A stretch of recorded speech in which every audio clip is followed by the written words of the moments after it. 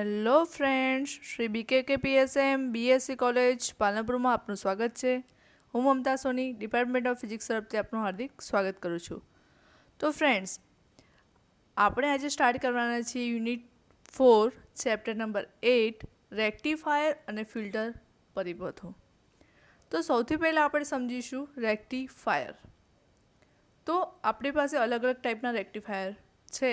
તો આજે આપણે શીખવાના છીએ અર્ધ તરંગ રેક્ટિફાયર.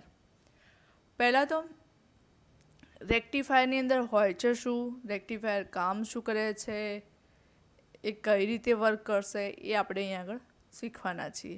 તો રેક્ટિફાયરનું કામ છે AC ટુ DC કન્વર્ટ કરવાનું, પ્રવાહ અને વોલ્ટેજનું. તો રેક્ટિફાયરની અંદર જે મેઇન હીરો છે એ કોણ છે? ડાયોડ. ડાયોડ શું કરે છે? ડાયોડની બે બાયસ હોય છે, ફોરવર્ડ અને રિવર્સ. તો જ્યારે એ ફોરવર્ડ બાયસમાં હશે તો એ જે કન્વર્ઝેશન છે AC ટુ DC એ થતું રહેશે.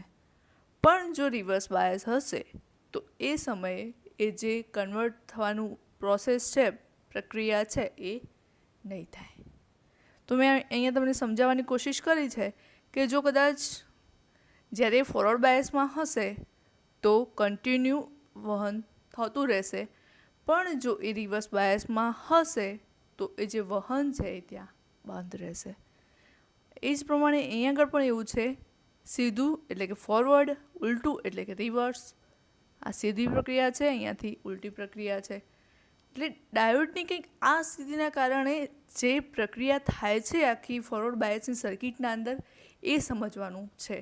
તમને થશે કે આ બધું શું છે, ફોરવર્ડ અને રિવર્સ, એ શું કામ કરે છે એ આપણે સર્કિટની મદદથી સમજવાના છીએ. તો એનો મેઇન પર્પઝ શું છે કે જે ડાયોડ છે એ બે બાયસ ધરાવે છે, ફોરવર્ડ અને રિવર્સ. તો ડાયોડના ફોરવર્ડ અને રિવર્સના લીધે પ્રવાહનું વહન એટલે કે વોલ્ટેજનું વહન બદલાતું રહે છે. તો જે ફોરવર્ડ બાયસમાં હશે તો વહન થશે, અને જો રિવર્સ બાયસમાં હશે તો વહન નહીં થાય. સમજાયું? ચલો થિયરીની મદદથી સમજીએ કે અર્ધ તરંગ રેક્ટિફાયરનો વિદ્યુત પરિપથ આકૃતિ 1માં દર્શાવ્યો છે. AC મીન્સ વોલ્ટેજ, એટલે કેટલો છે વોલ્ટેજ? 220 વોલ્ટ AC ટ્રાન્સફોર્મરના પ્રાથમિક ગુંચળાને આપવામાં આવે છે, જ્યારે ગૌણ ગુંચળાને PN જંકશન ડાયોડ D અને લોડ અવરોધ RL સાથે શ્રેણીમાં જોડવામાં આવે છે. અને પરિપથમાં ટ્રાન્સફોર્મર વાપરવાના મુખ્ય બે ફાયદા છે. પહેલી વસ્તુ, ટ્રાન્સફોર્મરના બે ગુંચળાઓ છે, પ્રાથમિક અને ગૌણ. અને એક બીજી વસ્તુ, શ્રેણી જોડાણ, એટલે કે એક જ વાયરમાં થતું જોડાણ, એને કહેવામાં આવે છે શ્રેણી જોડાણ. આ બે વસ્તુ અહીંયા ક્લિયર એટલા માટે કરી કે તમારા માટે આ વસ્તુ નવી છે એટલા માટે. તો અહીંયા શું કરવામાં આવે છે સર્કિટના અંદર? સૌથી પહેલાં જે ટ્રાન્સફોર્મરનું પ્રાથમિક ગૂંચળું છે અહીંયા જોડવામાં આવ્યું છે, એની સાથે કોને જોડવામાં આવ્યું છે? AC મેઇન્સ વોલ્ટેજને જોડવામાં આવ્યું છે. પછી PN જંકશન ડાયોડ D અને લોડ અવરોધ RL સાથે શ્રેણીમાં જોડવામાં આવે છે. અને પરિપથમાં ટ્રાન્સફોર્મર વાપરવાના મુખ્ય બે ફાયદા છે, જે તમને અહીંયા બતાવ્યા છે. પહેલાં હું તમને સર્કિટ સમજાવી દઉં. જો અહીંયા આગળ આવી રીતે છે કે આ એનું જે ટ્રાન્સફોર્મર છે એનું પ્રાથમિક ગુંચળું છે, આ એનું ગૌણ ગુંચળું છે. તો એની સાથે કોને જોડવામાં આવ્યું છે? પ્રાથમિક ગુંચળા સાથે AC મેઇન્સને, અને આને ડાયોડને અને RL, એટલે એક જ વાયરમાં છે એટલે આપણે એને કહી શકીએ કે આ શ્રેણીમાં જોડવામાં આવ્યું છે. બસ આટલી જ સર્કિટ છે, નાની એવી. માત્ર ટ્રાન્સફોર્મર છે, અહીંયા આગળ AC મેઇન્સ છે, અને ડાયોડ, અને અહીંયા આગળ RL જોડેલો છે.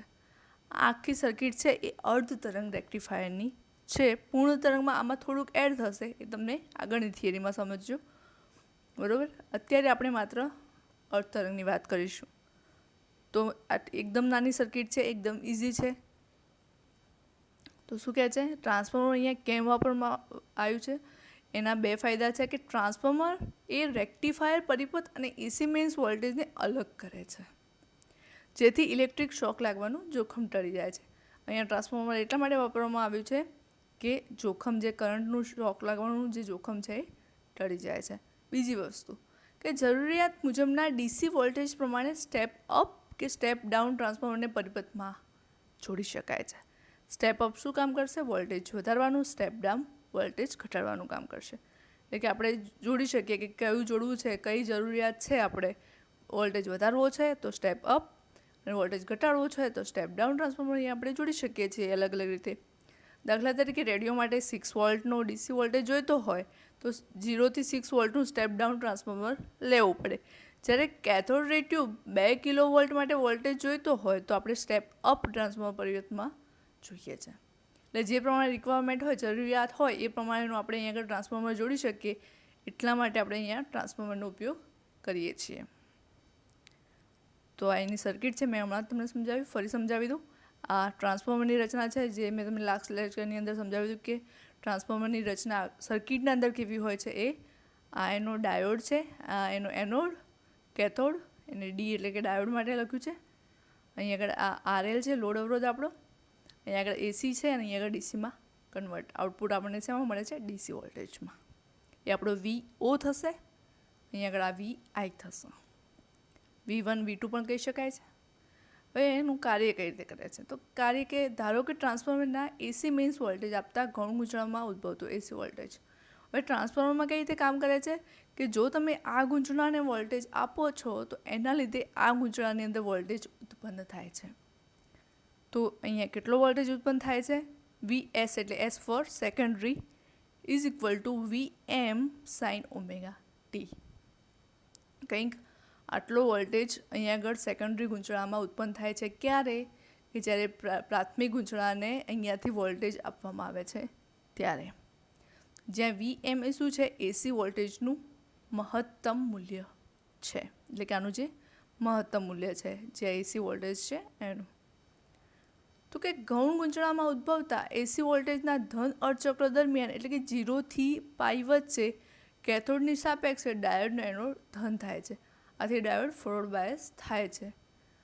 મેં તમને પહેલાં સમજાવ્યું કે ડાયોડની 2 બાયસ હોય છે, ફોરવર્ડ અને રિવર્સ. તો હવે શું નવું આવ્યું આ ચેપ્ટરની અંદર કે અર્ધચક્ર.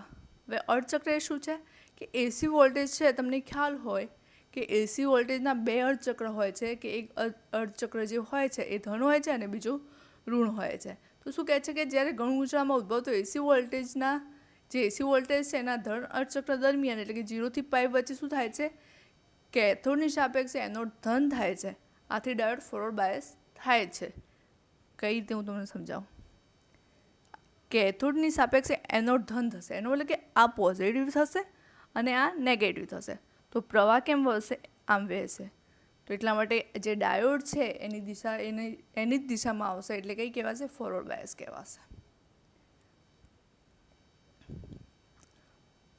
અને વિદ્યુત પ્રવાહ આઈએલનું વહન લોડ આરએલમાંથી થાય છે. તે આરએલના એ છેડાને ધન બનાવે છે અને બી છેડાને ઋણ બનાવે છે. તો કે VSના ઋણ અર્ધચક્ર દરમિયાન કેથોડની સાપેક્ષે જે ડાયોડનો એનોડ ઋણ થાય છે અને પરિણામે ડાયોડ એ રિવર્સ બાયસ સ્થિતિમાં આવે છે. તો પહેલા અર્ધચક્રની વાત કરીએ એ વખતે શું થશે? એ એનોડ છે એ પ્લસ થાય છે, કેથોડ માઇનસ થાય છે, એટલે પ્રવાહનું વહન થાય છે અને એ પ્રવાહનું વહન આરએલમાંથી પણ થાય છે. પણ જ્યારે ઋણ અર્ધચક્રની વાત આવે છે આ જે વોલ્ટેજની, એ વખતે શું થાય છે? એનોડ ઋણ થાય છે ને કેથોડ ધન થાય છે. તો એ વખતે આની અંદરથી કોઈ પણ પ્રકારનો જે પ્રવાહ છે એ વહેશે નહીં. અહીંયા એ જ લખ્યું છે. પરિણામે ડાયોડ રિવર્સ બાયસ સ્થિતિમાં આવે છે. આથી આરએલમાંથી વિદ્યુત પ્રવાહનું વહન થતું નથી. તો કે આકૃતિ 8માં ઇનપુટ વોલ્ટેજ VS, લોડ પ્રવાહ અને આઉટપુટ વોલ્ટેજ VOના તરંગો દર્શાવ્યા છે. આની અંદર કંઈક આ પ્રમાણે મળશે. પહેલાં શરૂઆતમાં વધશે, પછી ઘટશે. પહેલાં વધશે, એકદમ પીક પર જશે, પછી ઘટવાની શરૂઆત થશે, પછી એકદમ ઋણ. એટલે તમને અહીંયા દેખાય છે કે આ ધન અર્ધચક્ર છે, આ ઋણ અર્ધચક્ર છે. પછી ફરી પાછું આ ધન અર્ધચક્ર આવશે, પછી ઋણ અર્ધચક્ર આવશે, પછી પાછું આ ધન અર્ધચક્ર આવશે. પણ જ્યારે આપણે આઉટપુટ વોલ્ટેજની વાત કરીએ છીએ એ કંઈક આવું મળશે. પહેલાં ધન મળશે, પછી નહીં મળે, ધન મળશે, પછી નહીં મળે, ધન મળશે. કેમ આવું થયું? કારણ કે જે ડાયોડ છે એ આ જે સમય છે એ સમયગાળા દરમિયાન રિવર્સ બાયસમાં આવે છે. જો અહીંયા લખ્યું છે કે આ જે સ્થિતિ છે એ ફોરવર્ડ બાયસ માટે છે અને આ સ્થિતિ છે એ રિવર્સ બાયસ માટે છે. તો રિવર્સ બાયસની અંદર આપણને કોઈ પણ પ્રકારનો આઉટપુટ વોલ્ટેજ મળતો નથી. એટલા માટે અહીં કોઈ પણ પ્રકારનો વોલ્ટેજ મળશે નહીં. એ જ પ્રમાણે આપણે લોડ પ્રવાહ માટે પણ લખી શકીએ કે લોડ પ્રવાહ પણ આપણને એવો જ મળશે કે જે રિવર્સ બાયસ છે એની માટે લોડ પ્રવાહ પણ મળશે નહીં, એટલા માટે આવા ગ્રાફ દોર્યા છે.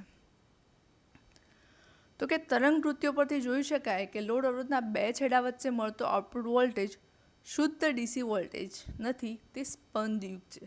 સ્પંદયુક્ત મતલબ કે અમુક સમય બદલાતો રહે છે, એટલે કે થોડી વાર મળશે પછી નહીં મળે, થોડી વાર મળશે પછી નહીં મળે, એટલે એને કહેવાય સ્પંદયુક્ત. કે આઉટપુટ વોલ્ટેજનું જે ફુરિયર એનાલિસિસ કરતાં નીચે મુજબની ફુરિયર શ્રેણી મળે છે. તો કંઈક આવી રીતની આપણને શ્રેણી મળે છે, એટલે કે VO is equal to VM upon pi upon DC ઘટકો is equal to VM upon sine omega t minus 2VM upon 3 pi cos 2 omega t plus up to આ શ્રેણી ચાલુ જ રહેશે અને અપોન એસી ઘટકો. આ સૂત્રની કોઈ સાબિતી નથી, બસ આ આવી રીતે જ એને યાદ રાખવાનું છે કે જે આપણને જે ગ્રાફ છે એની ઉપરથી આપણને તારણ એનાલિસિસ કરીને મળ્યું છે અહીંયા આગળ. તો કે આ દર્શાવે છે કે આઉટપુટ વોલ્ટેજમાં ડીસી ઘટકો ઉપરાંત એસી ઘટકો રહેલા છે, તેથી તે સ્પંદયુક્ત છે. આ એસી ઘટકોને આપણે રિપલ કહેવામાં આવે છે. એટલે કે આઉટપુટ વોલ્ટેજ મળે છે એ વખતે થોડા ઘણા પ્રમાણમાં ડીસી ઘટકો પણ હોય છે, કારણ કે સંપૂર્ણ જે મળશે કે સંપૂર્ણ ડીસી નહીં મળે એની અંદર થોડા ઘણા પ્રમાણમાં એસી ઘટકો પણ હશે, એને આપણે કહીશું રિપલ કહેવામાં આવે છે એને. તો જે રિપલાંક શોધવાનું એ બધું આવશે આગળ, પણ અત્યારે આપણે એટલું સમજીએ કે રિપલ કોને કહે છે કે જ્યારે આઉટપુટ મળે છે, જે ડીસી ઘટકો મળે છે એની અંદર થોડા ઘણા પ્રમાણમાં એસી ઘટકો પણ રહેલા હોય છે જે સ્પંદયુક્ત હોય છે, એને આપણે કહીશું રિપલ. તો કે સમીકરણ 4 મુજબ રેક્ટિફાયરનો ઇનપુટ વોલ્ટેજ VS છે, તો એનું સૂત્ર છે VS is equal to VM sign omega T, કારણ કે જે આ જે ગ્રાફ બને છે એ સાઇનના ગ્રાફ જેવો બને છે. તેથી ડાયોડ અને લોડ અવરોધ RLમાંથી પસાર થતા વિદ્યુત પ્રવાહને લીધે નીચે મુજબ આપણે લખી શકીએ છીએ. પેલું વોલ્ટેજ માટે હતું, આપણે પ્રવાહ માટે લખવું હોય તો પણ આવી રીતે લખી શકીએ છીએ. ક્યારે ધન અર્ધચક્ર દરમિયાન IL is equal two IM sign omega T, અને જ્યારે ઋણ અર્ધચક્ર હશે એટલે કે પાઈ અને 2 પાઈ વચ્ચે IL શું મળશે આપણને? શૂન્ય મળશે, જ્યાં મહત્તમ પ્રવાહ IM is equal to VM upon RL plus RF.